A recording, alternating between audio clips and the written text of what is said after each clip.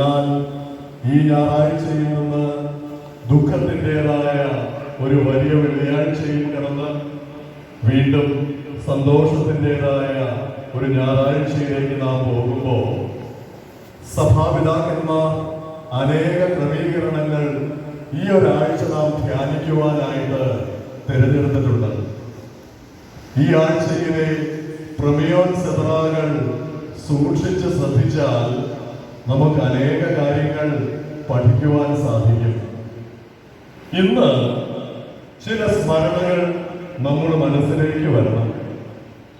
അനേകായിരം വർഷങ്ങൾക്ക് മുൻപ് ദൈവകൽപ്പന അനുസരിച്ച് ഒരു പിതാവ് തന്റെ ഏകജാതനെ തന്റെ വാർദ്ധക്യത്തിൽ ദൈവത്തിൻ്റെതായ ഒരു വലിയ ദാനമായി ലഭിച്ചവനെ ഒരു മലയുടെ മുകളിലേക്ക് ബലികഴിക്കുവാനായി കൊണ്ടുപോകുന്നുണ്ട്. അവൻ ഹൃദയം തുറങ്ങുന്ന ഒരു ചോദ്യം തന്റെ പിതാവിനോട് ചോദിക്കുന്നുണ്ട്. അപ്പാ, ബലിക്കുള്ള സകല വസ്തുക്കളും നമ്മുടെ കൈവശമുണ്ട്, എന്നാൽ ബലിമൃഗം എവിടെ? അവൻ ഉത്തരമായി ആ പിതാവിന് നൽകാൻ യഥാർത്ഥത്തിൽ ഒന്നുമുണ്ടായിരുന്നില്ല, ദൈവം കരുതിക്കൊള്ളുമെന്ന് പറഞ്ഞു.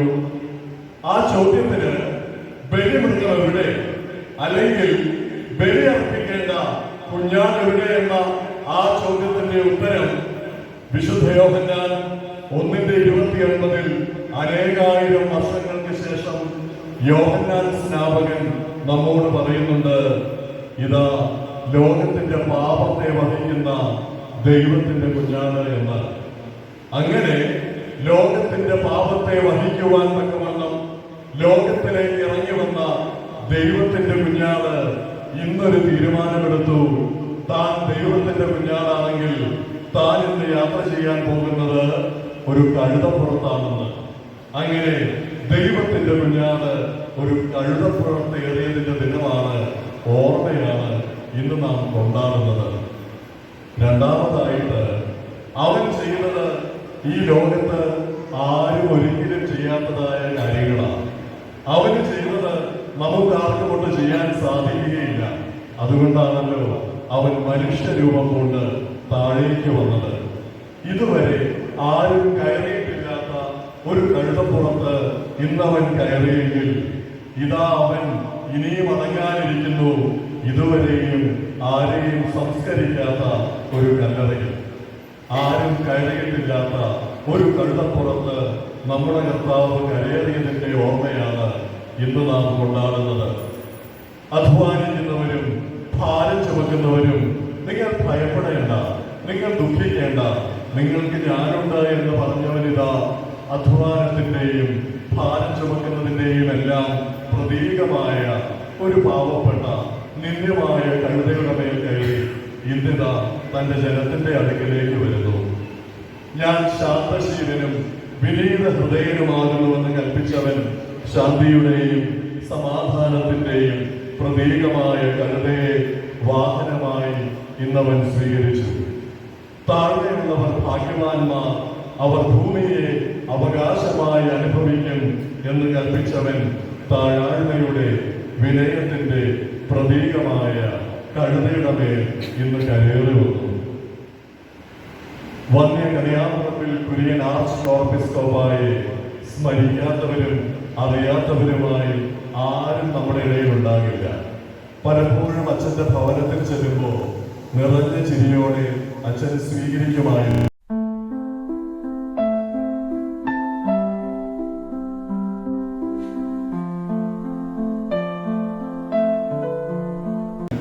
തർക്കമുണ്ടാകാനുള്ള ഒരു കാരണം, അതിന്റെ പരിഹാരം അത് നമ്മുടെ കർത്താവ് ഇന്ന് പറഞ്ഞു തന്നു. നമ്മളിൽ വലിയവൻ ആരാണ്?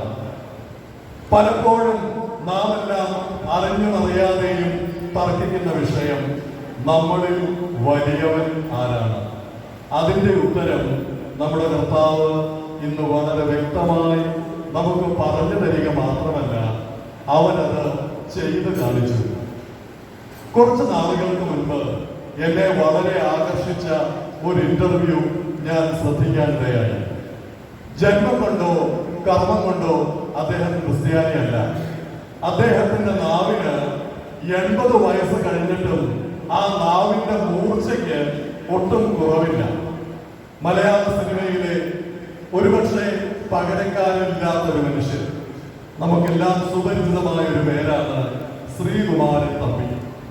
അദ്ദേഹത്തിന്റെ പാട്ടുകൾ നാം ശ്രവിക്കാറുണ്ട്, അദ്ദേഹത്തിന്റെ സിനിമകൾ നാം കണ്ടിട്ടുണ്ട്. അദ്ദേഹത്തോട് ഒരാൾ ചോദിച്ചു, സാർ അനേകം ഗാനങ്ങൾ എഴുതിയിട്ടുണ്ട്, സിനിമകൾ നിർമ്മിച്ചിട്ടുണ്ട്, സംവിധാനം ചെയ്തിട്ടുണ്ട്, അങ്ങനെ സാറിന് ഏറെക്കുറെ കാര്യങ്ങളെല്ലാം അറിയാം. അങ്ങയുടെ കണ്ണിൽ, അങ്ങയുടെ മനസ്സിൽ ഏറ്റവും വലിയ ഗുരു ആരാണ്? അതായത് ഗുരുക്കന്മാരുടെ ഗുരു, ഗുരുനാം ഗുരു ആരാണ്? കുറച്ചു നേരം അദ്ദേഹം ആലോചിച്ചു. ചോദ്യം ചോദിച്ചയാൾ വിചാരിച്ചു, വരാൻ പോകുന്നത് മഹാഭാരതത്തിലെയോ ഭാഗവതത്തിലെയോ രാമായണത്തിലെയോ എല്ലാം നേതാക്കന്മാരിൽ പ്രമുഖന്മാരിൽ ആരുടെയെങ്കിലും പേരായിരിക്കും. അദ്ദേഹം പറഞ്ഞു, എന്റെ മുൻപിൽ അനേക ഗുരുക്കന്മാർ നിരന്ന് നിൽപ്പുണ്ട്. അവരുടെ പേരുകൾ നിങ്ങൾക്കറിയാം. അത് ദ്രോണാചാര്യനായിരിക്കാം, സന്ദീപനിയായിരിക്കാം, ഭീഷ്മരായിരിക്കാം, അനേക പേരുകൾ. എന്നാൽ ഗുരുക്കന്മാരുടെ ഗുരുവായി ഞാൻ ഒരാളെ മാത്രമേ തിരഞ്ഞെടുക്കുകയുള്ളൂ. വളരെ ചെറിയ പ്രായത്തിൽ, അവൻ 40 പോലും താണ്ടിയില്ല എന്നാണ് അദ്ദേഹം പ്രയോഗിച്ച വാക്ക്.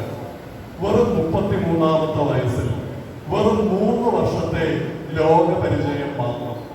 അവന്റെ പരസ്യ ശുശ്രൂഷയ്ക്ക് 3 വർഷം മാത്രമേ ആയുസുണ്ടായിരുന്നുള്ളൂ. കാരണം അപ്പോഴേക്കും ഇതാ വിളികൾ ഉയർന്നു, അവനെ ക്രൂശിക്കുവാൻ. ഇതാ യേശുക്രിസ്തുവാണ് ഞാൻ കണ്ടിരിക്കുന്ന ഏറ്റവും വലിയ ഗുരു, ഗുരുക്കന്മാരുടെ ഗുരു. ആ ചോദിച്ചയാൾ അത്ഭുതപ്പെട്ടുപോയി. ശ്രീകുമാരൻ തമ്പി സാറിൽ നിന്ന് ഇങ്ങനെ ഒരു ഉത്തരം അദ്ദേഹം പ്രതീക്ഷിച്ചില്ല. ചോദ്യകർത്താവ് ചോദിച്ചു, സാറെന്താ അങ്ങനെ പറയുന്നേ? അദ്ദേഹത്തിന്റെ വാക്കുകൾക്ക് പതിവ് പോലെ മൂർച്ച കൂടി വന്നു. എടാ ചെറുക്ക എന്നായി ആ ഇന്റർവ്യൂ ചെയ്ത ആളിനോടുള്ള അഭിസംബോധന. എടാ ചെറുക്ക, നിനക്കറിയാമോ ഈ ലോകത്തിലുള്ള ഗുരുക്കന്മാർ, ഞാനും ഒരു ഗുരുവാട്ടോ. ഈ ലോകത്തിലുള്ള ഗുരുക്കന്മാർ ഇന്ന് ചെയ്തുകൊണ്ടിരിക്കുന്നത് എന്താണെന്ന് നിനക്കറിയാമോ? അവന്മാര് വലിയ വലിയ കസേരകളിൽ ഇരിക്കും, സിംഹാസനങ്ങളിൽ ഇരിക്കും. എന്നിട്ട് ഗുരുക്കന്മാർക്ക് കാല് നീട്ടിക്കൊടുക്കും, കഴുകിക്കൊള്ളാൻ പറയും. എന്നാൽ ഇതാ ഒരുവൻ, അവൻ ദൈവപുത്രൻ, അവൻ ആകാശം ചായിച്ച് ഭൂമിയിലേക്ക് ഇറങ്ങി വന്നു.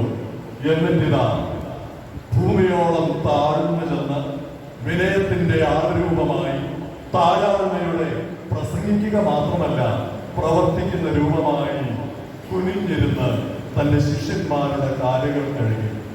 ആ കഴുകിയ കാലുകൾ അവൻ തുടച്ചു കൊടുത്തു. അതുകൊണ്ട് ലോകത്ത് ഒരു ഗുരു മാത്രമേ തന്റെ ശിഷ്യന്മാരുടെ കാലുകൾ കഴുകിയതായിട്ട് ചരിത്രം പറയുന്നുള്ളൂ. ആ ഗുരുവിന്റെ മുൻപിൽ ഞാനിതാ വന്നിരിക്കുന്നു. അവനാണ് ഗുരുക്കന്മാരുടെ ഗുരു.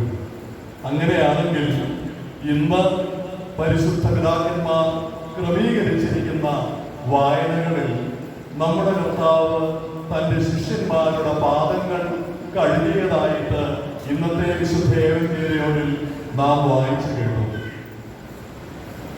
ഇന്നത്തെ വിശുദ്ധ ഏവങ്കേലിയോനിൽ ആ ഭാഗം വായിച്ചപ്പോഴും പലപ്പോഴും പലരെയും പോലെ നമ്മിൽ പലരും നിസ്സംഗരായി നിന്നു.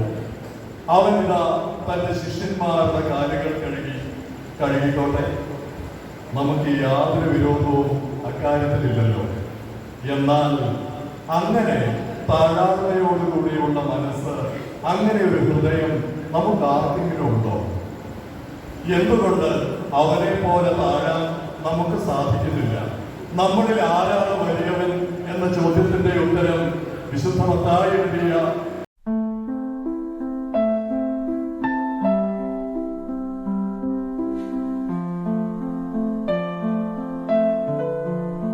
അനേക തകർച്ചകൾ നീ നേരിട്ടു, എന്നിട്ടെന്തിന് നീ യേശുക്രിസ്തുവിൽ വിശ്വസിക്കുന്നു? ആ കവി അവരോട് പറഞ്ഞു, എൻ്റെ ജീവിതത്തിൽ അനേക മുറിവുകൾ, തിരിച്ചടികൾ, തകർച്ചകൾ എല്ലാം നേരിട്ടെങ്കിലും ഞാൻ ഇന്ന് വിശ്വസിക്കുന്നത് ഇതെല്ലാം നേരിട്ട ഒരു ദൈവത്തിലാണ്. എൻ്റെ ദൈവത്തിന് എൻ്റെ മുറിവുകളുടെ ആഴമറിയാം. എൻ്റെ വേദനകളുടെ ആധിക്യം തിരിച്ചറിയാൻ അവന് സാധിക്കും. നമ്മുടെ പിതാക്കന്മാർ വളരെ ചെറിയ വാക്കുകളിൽ, ചെറിയ വരികളിൽ വലിയ രഹസ്യങ്ങൾ ഒളിച്ചു വച്ചിരിക്കുന്നവരാണ്. കെന്തായ്ക്ക് ശേഷം ഉള്ള നമസ്കാരത്തിൽ, സന്ധ്യാപ്രാർത്ഥനയിൽ നാം ഏറ്റുപാടുന്നുണ്ട്, നീ കുറ്റം ചെയ്തതിനല്ലോ ഞാൻ കൊണ്ടടികൾ, ഏതൻ കനി നീ തിന്നതിനായി കൈപ്പും കുടിച്ചേ ഞാൻ, നഗ്നതയാൽ നീലകൾ ചാർത്തി, നഗ്നതയോ എന്നെ അവർ തൂക്കി, ഞാൻ ചിന്തിയ രക്തത്താൽ പോയി കോപം താഴെ. മകനെ, മകളെ, നീ ഓർക്കണം, നീ കുറ്റം ചെയ്തതിനാണ് ഞാൻ അടിയേറ്റത്. സാധാരണ അങ്ങനെയല്ലല്ലോ. നാം കുറ്റം ചെയ്യുമ്പോഴല്ലേ നാം അടിയേൽക്കാറ്. എന്നാൽ അവനിതാ നമ്മെ ഓർമ്മപ്പെടുത്തുക, നീ ചെയ്ത കുറ്റങ്ങൾ, നീ ചെയ്ത പാപങ്ങൾ, നീ ചെയ്ത ഘോരമായ പ്രവർത്തികൾ, അതിനെല്ലാം ഒരു പകരക്കാരനായിട്ട് ഞാൻ അടികൊണ്ടു. ഏതെന്റെ കനി ഭക്ഷിക്കരുതെന്ന് ആദ്യ മാതാപിതാക്കന്മാരോട് ഞാൻ കൽപ്പിച്ചു. അവർ അതനുസരിച്ചില്ല. അവർ ആ കനി ഭക്ഷിച്ചത് കൊണ്ട് ഇന്നിതാ ഞാൻ കയ്പ് കുടിക്കേണ്ടി വരുന്നു. നഗ്നതയോടെ നീ നടന്നപ്പോ നിന്നെ ഞാൻ ഇലകൾ ഉടുപ്പിച്ചു. ഇന്നിതാ നിന്റെ മക്കൾ നഗ്നതയോടെ എന്നെ കുരിശിൽ തൂക്കി. ഞാനിന്ന് ഗോകുൽത്താ മലമുകളിൽ കുരിശിന്മേൽ ചീന്തിയ രക്തത്താൽ പിതാവായ ദൈവത്തിന്റെ കോപമിത അസ്തമിച്ചിരിക്കുന്നു. ഇന്നത്തെ പെരുന്നാളിന് അനേക പേരുകൾ, അനേക ഭാഷകളിലുണ്ട്. നാം ദുഃഖവെള്ളിയാഴ്ച എന്ന് പറയുമ്പോൾ ആംഗലേയ ഭാഷയിൽ ഇന്നത് ഗുഡ് ഫ്രൈഡേ ആയി മാറുന്നു. എന്നാൽ നാം ധ്യാനിക്കേണ്ടത് ഇന്ന് വൈരുദ്ധ്യങ്ങളുടെ പെരുന്നാളാണ് എന്ന ആ യാഥാർത്ഥ്യമാണ്. ജീവിതകാലത്ത് അവൻ ചില കാര്യങ്ങൾ നമ്മെ സമാധാനിപ്പിക്കാൻ, നമ്മെ ആശ്വസിപ്പിക്കാൻ പറഞ്ഞു. ആർക്കെങ്കിലും ദാഹിക്കുന്നുണ്ടെങ്കിൽ അവൻ എന്റെ അടുക്കൽ വന്ന് കുടിക്കട്ടെ എന്ന് പറഞ്ഞവൻ ഇന്നിതാ പറയുന്നു, എനിക്ക് ദാഹിക്കുന്നു. അധ്വാനിക്കുന്നവരും ഭാരം ചുമക്കുന്നവരും എന്റെ അടുക്കലേക്ക് വരുവിൻ, ഞാൻ നിങ്ങളെ ആശ്വസിപ്പിക്കാമെന്ന് പറഞ്ഞവൻ ഭാരമേറിയ കുരിശു വഹിച്ച് തളർന്ന് എല്ലാവരാലും ഉപേക്ഷിക്കപ്പെട്ടവനായി കുരിശിൽ കിടക്കുന്നു. ഞാനാകുന്നു പുനരുത്ഥാനവും ജീവൻ എന്ന് പറഞ്ഞവൻ ഇന്നിതാ കുരിശിൽ തന്റെ പ്രാണനെ വെടിയുന്നു. മോശയിക നിയമസംഹിതകളെ വ്യാഖ്യാനിച്ചു തന്നവൻ, അതിന്റെ അർത്ഥതലങ്ങൾ നമുക്ക് വെളിപ്പെടുത്തി തന്നവൻ, അതിനെ പരിപൂർണമായി അനുസരിച്ചവൻ, അതേ നിയമങ്ങൾ ഇന്നവനെ ബന്ധിച്ച് കുരിശിന്മേലാക്കിയിരിക്കുന്നു. നാം ഇന്ന് പ്രഭാത പ്രാർത്ഥനയിൽ പാടി, മണ്ണാൽ കടലിനെ ബന്ധിച്ചോൻ ഇന്നിതാ ശുക്രദിനെ കുരിശിൽ ബന്ധിതനായി കിടക്കുന്നു. പിതാവായ ദൈവത്തിന് ഇന്ന് എന്തു പറ്റി? ഇവൻ എന്റെ പ്രിയപുത്രനെന്ന് പലപ്പോഴും ഈ ലോകം മുഴുവൻ കേൾക്കുന്ന രീതിയിൽ പ്രഖ്യാപിച്ച പിതാവായ ദൈവം ആകാശവിതാനത്തിൽ എവിടെയോ ഇന്ന് മറഞ്ഞിരിക്കുകയാണോ? എന്റെ ദൈവമേ, എന്റെ ദൈവമേ, നീ എന്നെ കൈവിട്ടതെന്ത് എന്ന് പുത്രനായ ദൈവം ചങ്ക് പൊട്ടുന്ന രീതിയിൽ നിലവിളിച്ചിട്ടും എന്തുകൊണ്ട് പിതാവായ ദൈവം മറുപടി പറയുന്നില്ല? നമ്മുടെ കർത്താവിന്റെ പരസ്യ ജീവിതകാലത്ത് ശ്രദ്ധിച്ചിട്ടുണ്ടാവും, അവൻ ഒരിക്കലും നമുക്ക് മനസ്സിലാകാത്ത ഭാഷ സംസാരിച്ചില്ല.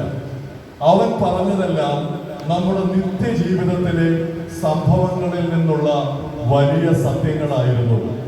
അങ്ങനെയാണെങ്കിൽ നമ്മുടെ നിത്യജീവിതത്തിൽ നമ്മിൽ പലരിലും എന്നല്ല എല്ലാവരിലും തന്നെയുള്ള അത്ര സുഖകരമല്ലാത്ത ചില സ്വഭാവ സവിശേഷതകളുണ്ട്. ദൈവം അനുവദിച്ചാൽ ഈ ധ്യാനത്തിന്റെ അവസാനം നിങ്ങൾക്ക് മനസ്സിലാകും. അതുകൊണ്ടാണ് മരണകരമായ പാപങ്ങളുടെ പട്ടികയിൽ അവയിൽ പലതും പിതാക്കന്മാർ ഉൾപ്പെടുത്തിയിരിക്കുന്നത് എന്ന്. ആ സ്വഭാവങ്ങളെ സവിശേഷതകൾ എന്ന് വിളിക്കാൻ ഒരിക്കലും സാധിക്കില്ല.